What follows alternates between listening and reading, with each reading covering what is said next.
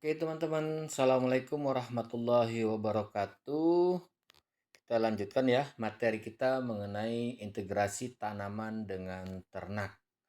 Kali ini saya menyampaikan berhubungan dengan kebutuhan nutrisi untuk ternak dari hasil samping pertanian maupun perkebunan sebagai sumber pakannya.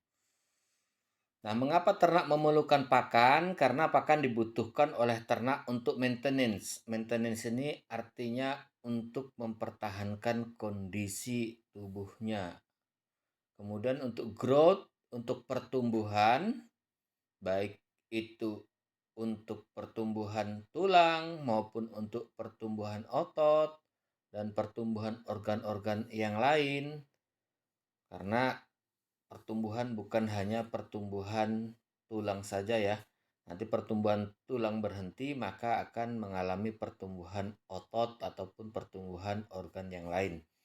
Kemudian untuk reproduksi, untuk meneruskan keturunannya maka dia juga harus melakukan seksual ya, karena ternak umumnya melakukan perkembangbiakan melalui seksual ya, perkawinan, kemudian kalau bertelur ya bertelur, kalau yang bunting-bunting. Kemudian untuk laktasi, jadi untuk menyusuin, terutama ternak ruminansia karena termasuk dia mamalia ya, mamalia, hewan menyusui, maka dia dibutuhkanlah nutrisi yang berasal dari pakan tersebut untuk memproduksi air susu yang terus akan disekresikan ke anaknya sebagai sumber bahan makanannya bagi anaknya. Kemudian untuk working atau untuk bekerja, ada juga ternak yang dimanfaatkan tenaganya untuk menghasilkan jasa dalam bekerja, baik itu menarik pedati, kemudian untuk eh, membajak sawah dan segala macamnya, dan juga untuk yang lainnya, other production and use yang dapat digunakan untuk beberapa macam hal yang lainnya.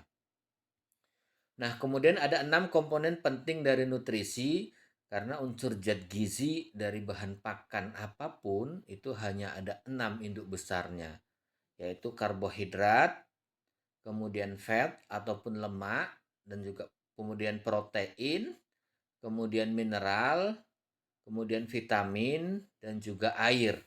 Jadi ada 6 unsur zat gizi yang ada di dalam tubuh ternak yang dibutuhkan, baik itu ternak besar, ternak sedang, ataupun ternak kecil.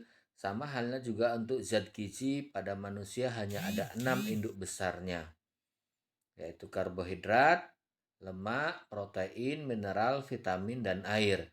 Kemudian nanti dari yang 6 ini ada produk-produk turunannya termasuk asam amino, itu bagian dari protein, ada yang asam amino esensial, ada yang non esensial, kemudian ada lagi turunan dari lemak, termasuklah nanti asam lemak dan gliserol ya. Banyak jenis asam lemak.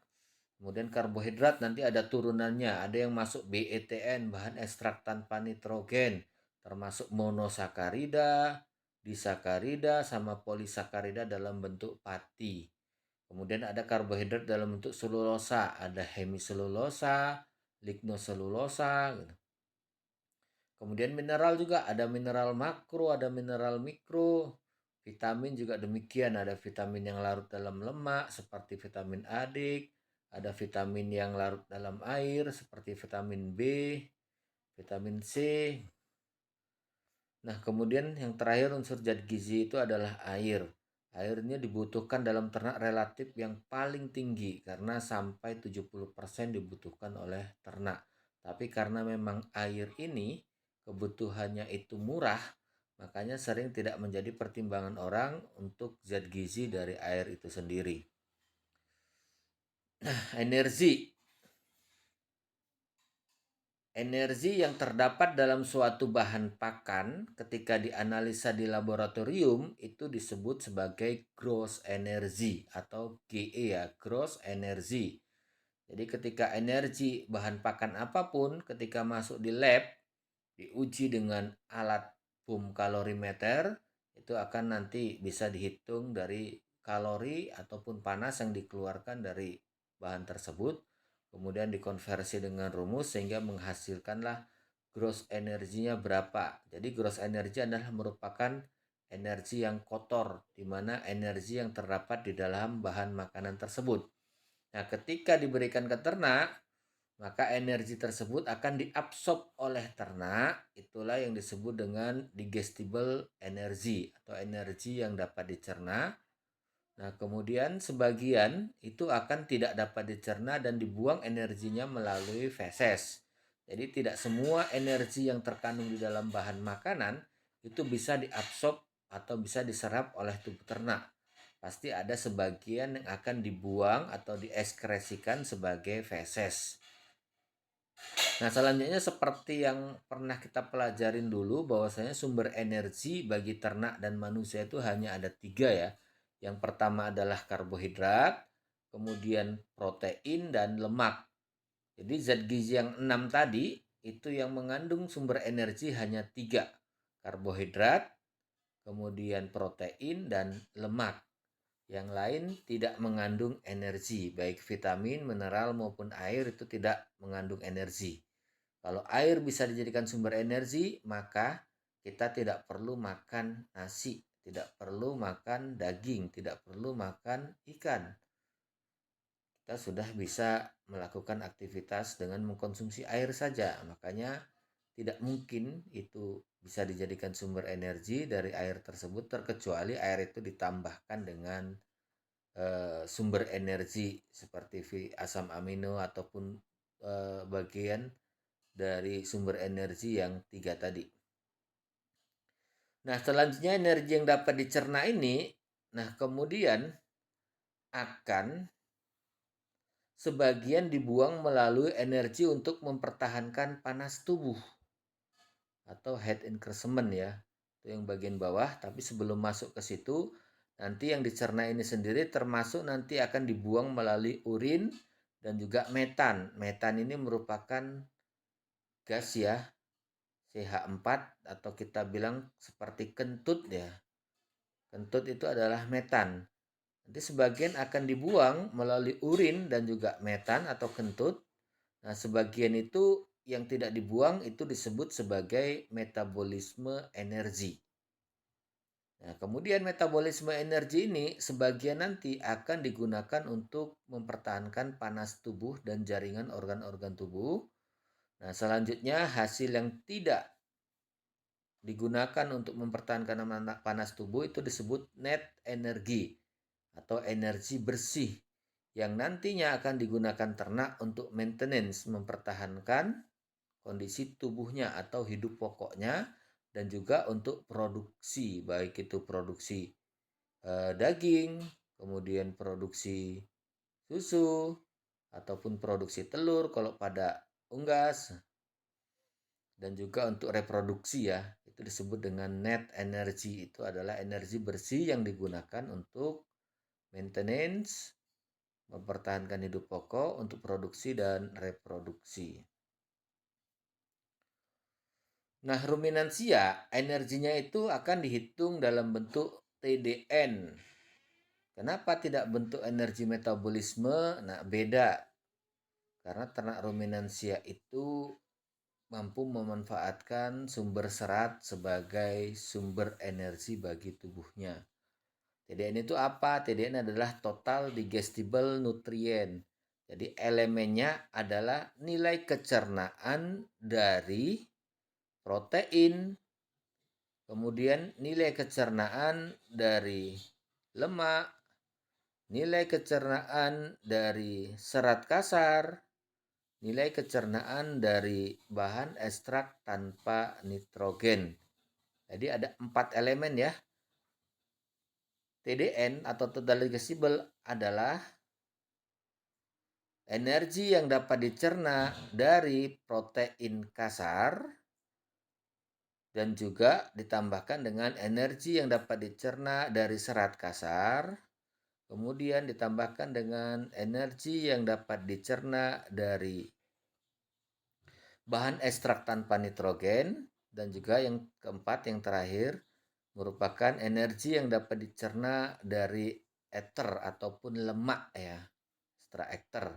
Tapi kalau lemak itu dikali dengan 2,25. nilai kecernaan itu dikali dengan 2,25. Kenapa dikali 2,5? Karena nilai energi lemak itu 2,25 lebih tinggi dibandingkan nilai kecernaan karbohidrat dan protein.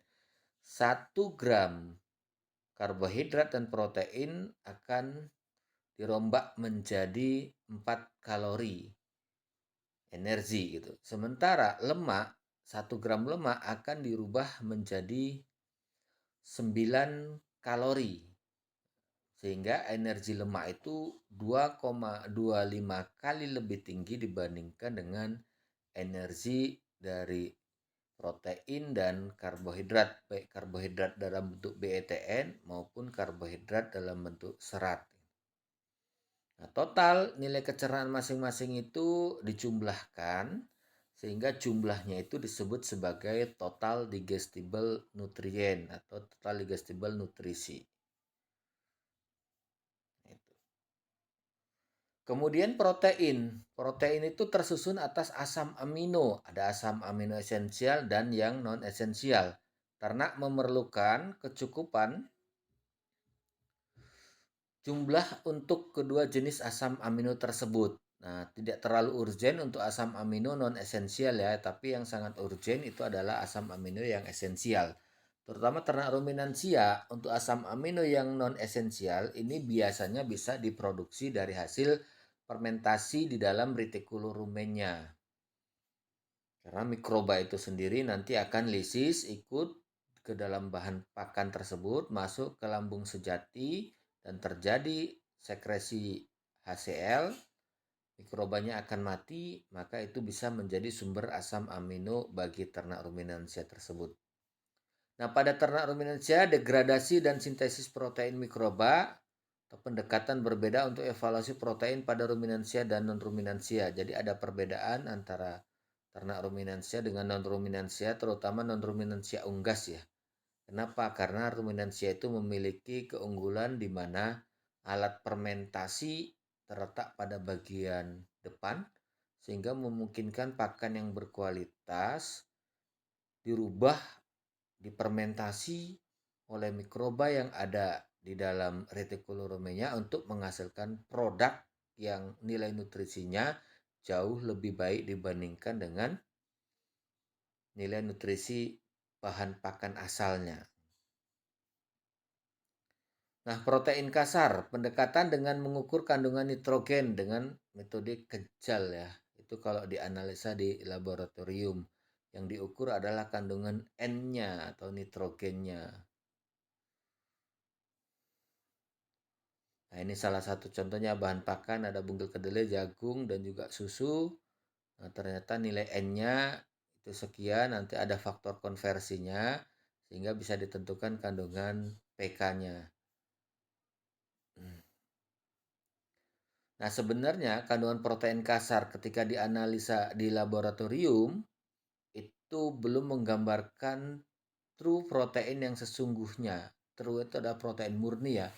Protein murni yang sebenarnya. Kenapa? Karena di situ ada NPN, non protein nitrogen, seperti urea yang terkandung di dalam bahan pakan tersebut akan terhitung sebagai protein karena ia memiliki kandungan nitrogen. Dia akan terhitung ketika dianalisa di laboratorium itu sebagai penentu protein juga. Padahal itu adalah bukan protein, tapi karena dia mengandung nitrogen, dia akan terhitung sebagai protein kasar. Nanti itulah makanya ada pembedanya antara true protein dengan NPN. Sama seperti urea. Pupuk urea itu adalah NPN, non protein nitrogen. Jadi ketika kita analisa di laboratorium, maka urea tersebut akan terhitung sebagai protein. Karena itu dia kelemahannya ketika menganalisa dengan metode kejal itu, dia akan menghitung total N dari dalam bahan yang diukur.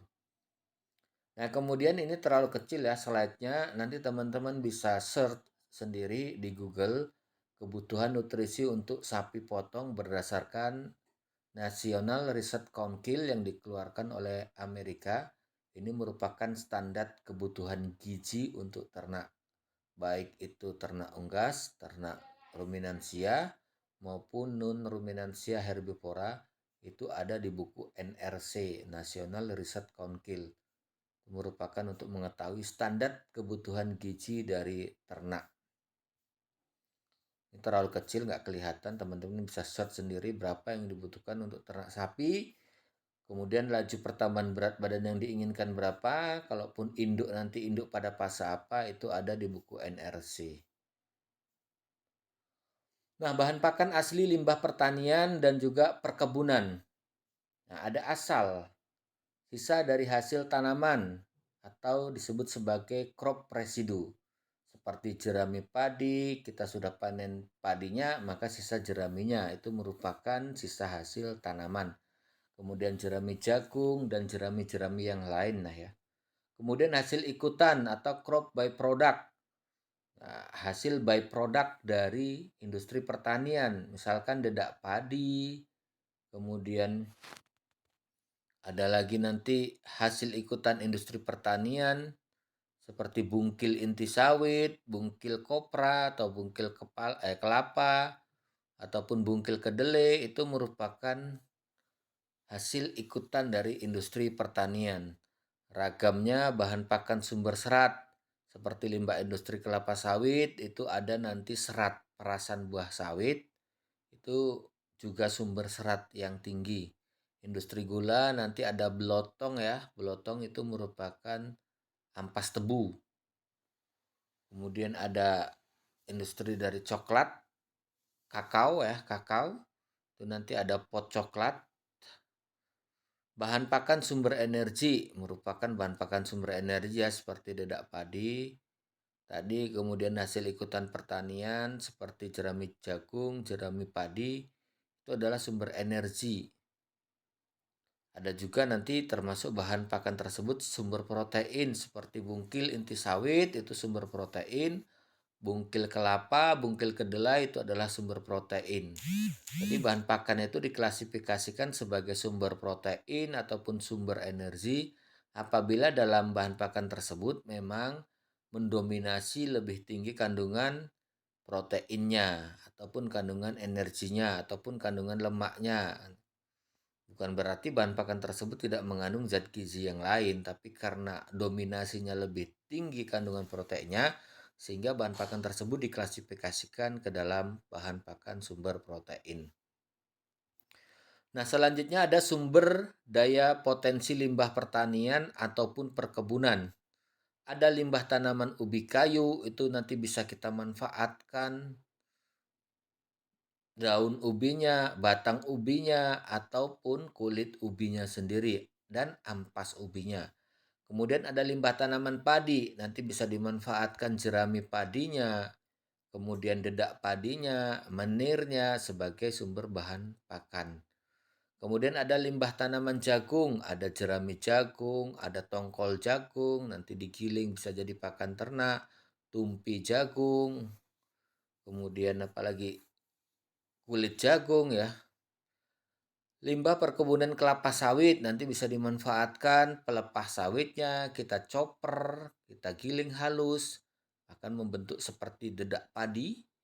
Selanjutnya ada juga dari pengolahan kelapa sawitnya, ada bungkil inti sawit yang dulunya tidak laku, bahkan sekarang menjadi susah kita untuk mendapatkannya ya, karena sudah sistem kontrak. Nah, kemudian ada lagi nanti blended sawit ya atau solid. Kemudian ada limbah perkebunan coklat, ada pot coklat atau kulit coklat gitu ya. Kulit bagian luarnya, ada lagi nanti kulit ari coklat, itu bisa dimanfaatkan sebagai pakan ternak. Bahkan daun coklat sendiri pun bisa kita gunakan untuk pakan ternak. Limbah perkebunan tebu, nanti ada sogolan ya, anak tebu yang tidak dipakai itu biasanya juga dibuang karena dia nanti mempengaruhi pertumbuhan dari si induk tebu. Nah, kemudian ketika pasca panen, daun tebunya itu bisa kita pakai juga, kita giling, kita chopper untuk jadikan sebagai pakan ternak. Nah, next Kita masuk ke poin yang pertama, limbah tanaman ubi kayu. Potensi produksi sekitar 12 bulan per hektar untuk ubi lokal ya. Ada lagi nanti ubi yang unggul, mungkin hanya butuh 8 bulan dia sudah panen. Kita estimasikan per tahun sekali aja. Maka produksi umbi segar kalau yang lama itu sekitar 17 ton. Nah, kulitnya 2,79 ton, hampir 3 ton. Daunnya 2,3 ton, onggoknya 1,7 ton kalau dia dibuat menjadi tepung tapioka, maka ampas ubinya itu kita sebut sebagai onggok. Itu presentasinya bisa sampai 1,7 ton dari per hektarnya. Maka semua limbahnya ini dari poin nomor 2 sampai poin nomor 4 itu sekarang sudah termanfaatkan oleh orang dan jadi primadona untuk bahan pakan ternak. Ini seperti yang belum saya sebutkan termasuk batangnya. Batangnya sekarang bisa kita giling jadikan sebagai pakan ternak ya. Nah, ini ada komposisi kimia dari umbi, onggok, daun, kulit, dan gaplek. Nah, sedikit informasi bagi teman-teman bahwasanya daun ubi kayu ini mengandung protein yang cukup tinggi ya, sampai 24%, tapi standarnya biasanya 21%. Maka dia diklasifikasikan ke dalam leguminosa golongannya, bukan ke dalam hijauan lainnya, karena kandungan protein yang cukup tinggi. Nah, kemudian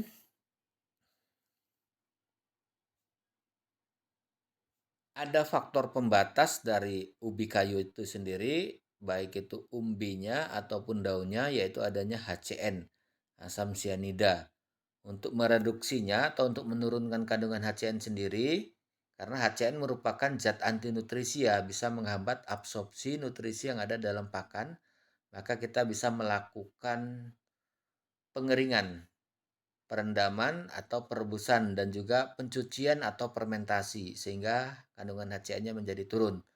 Jadi ketika panen ubi kayu langsung jangan diberikan daun yang segar ke dalam pakan ternak. Jadi kita mungkin perlu layukan terlebih dahulu di sinar matahari. Setelah layu baru kita berikan untuk tujuan menurunkan HCN-nya. Nah, next ya, limbah tanaman padi ada dedak padi ya. Dedak padi itu 10% dari padi. Kalau produksi padi nasional rata-rata 5 ton per hektar per tahun, maka dedak yang bisa dihasilkan adalah 10%-nya. 10%-nya berarti 500 kg. Nah, dedak padi sekarang juga jadi primadona terutama untuk pakan ternak unggas. Bahkan banyak dipalsukan dengan menggiling sekam menjadi dedak. Se-Indonesia seluruhnya dijadikan sebagai pakan ternak. Kemudian limbah kedua dari jerami padi dari tanaman padi itu adalah jeraminya. Potensi limbah setiap hektarnya sekitar 2,7 ton ya, bahan kering. Bahan kering ini ya. Berarti kalau dia masih baru panen itu bisa 2 kali lipatnya, sekitar 5 sampai 6 ton. Sekitar 6 ton per hektar limbah jerami padinya. Nah, komposisinya hemiselulosa dan selulosa. Memang ini jerami padi termasuk bahan pakan yang sumber serat ya. Kalau kita memanfaatkan, kita perlu peningkatan kualitas nutrisinya untuk meningkatkan daya cernanya dengan cara memfermentasinya. Jerami padi ini juga primadona untuk pakan ternak ruminansia seperti sapi. Bahkan di Pulau Jawa itu sendiri mereka rela beli dari luar wilayah ketika tidak masa panen di kawasannya. Pengolahannya nanti bisa fisik, kimia, asam, basa, ataupun biologis dengan fermentasi. Saya pikir nanti akan diperdalam untuk pengolahan jerami padi melalui mata kuliah teknologi pengolahan limbah ya. Teknologi pengolahan pakan itu untuk ruminansia. Nah, limbah tanaman kelapa sawit, Indonesia produksi terbesar dunia. Potensi pengembangan integrasi ternak dan perkebunan sangat tinggi ya. Serta bisa dimanfaatkan hijauan di sela-sela tanaman pokok. Nah, limbah yang bisa dimanfaatkan dari kelapa sawit itu bisa dari pelepah dan daunnya. Kita giling, kita chopper, jadikan pakan ternak.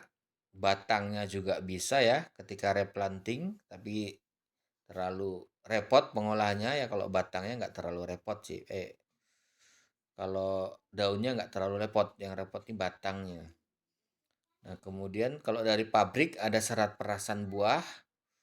Setelah dibuat CPO tersebut ada sisa serat perasan, kita bisa manfaatkan sebagai pakan.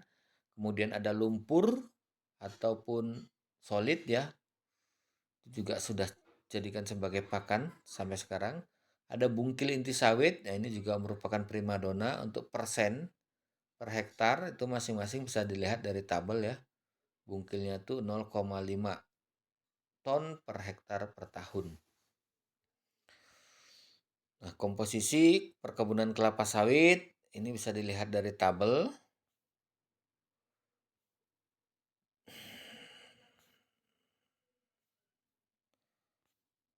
Nah, sangat potensi untuk limbah perkebunan kelapa sawit untuk membuat pakan ransum konflit atau disebut sebagai konflit pit.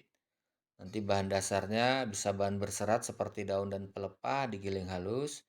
Kemudian kita bisa tambahkan sebagai bahan pakan sumber energi yang berasal dari bungkil inti sawit dan juga sumber lemak dari solid. Nah, kemudian kita bisa tambahkan bahan pemacu yang lain untuk meningkatkan palatabilitasnya seperti tetes tebu. Kemudian kita bisa cetak dalam bentuk pelet maupun dalam bentuk blok. Nah, limbah tanaman tebu itu sekitar 14% dari bobot total tanaman tebu. Jadi kalau tanaman tebu per hektar menghasilkan 30 ton, maka 14%-nya adalah pucuk tebunya. Nah, ampas tebunya atau bagas itu 48% dari berat total tebunya. Nah, ada belotong ya, atau blended. Ada tetes juga. Ini juga primadona sudah tetes itu 6,13% dari bobot panen tebunya. Nah, ini yang belum termanfaatkan sebenarnya dari limbah perkebunan tebu ini adalah belotongnya. Belotong dan bagas belum diolah menjadi pakan ternak. Kalau tetes sudah primadona, pucuk tebu juga sudah dimanfaatkan orang untuk pakan. Ini formulasi dari bahan pakan, limbah, bungkil kacang tanah, pucuk tebu, kemudian molases, bagas, ampas kecap, bungkil kelapa, onggok, urea, dan juga premix. Nah, selanjutnya bisa diidentifikasi dari potensi limbah di daerah dan kabupaten masing-masing dengan mengidentifikasi jenis dan luasan menurut data dari BPS. Kita nanti bisa mengestimasikan dengan prinsip ubinan yang kemarin sudah saya sampaikan. Kemudian pengambilan cuplikan sampling dengan ubinan 2x2 pada daerah yang padat, sedang, dan daerah yang jarang. Kemudian merata-ratakan dan mengalihkan dengan luas tanaman pada kawasan tersebut. Menghitung propose use penggunaannya, potensi ketersediaan, bahan kering, dan kandungan nutrisi, menghitung daya tampung ternak atau UT ya. Per hektarnya berapa, nah kemudian bisa kajian pasar, project evaluasi yang feasible ataupun not feasible. Kita bisa hitung, ternyata Kabupaten Asahan itu berpotensi untuk penambahan jumlah populasi berdasarkan daya tampung dari tanaman pangan, sisa-sisa hasil industri pertanian dan tanaman pangan sekian gitu. Kita bisa identifikasi menurut data BPS luasan tanaman pangan yang ada di sana. Kemudian kita bisa hitung juga limbah yang berpotensi jadikan sebagai pakan ternak. Oke, mungkin itu untuk perkuliahan hari ini. Assalamualaikum warahmatullahi wabarakatuh.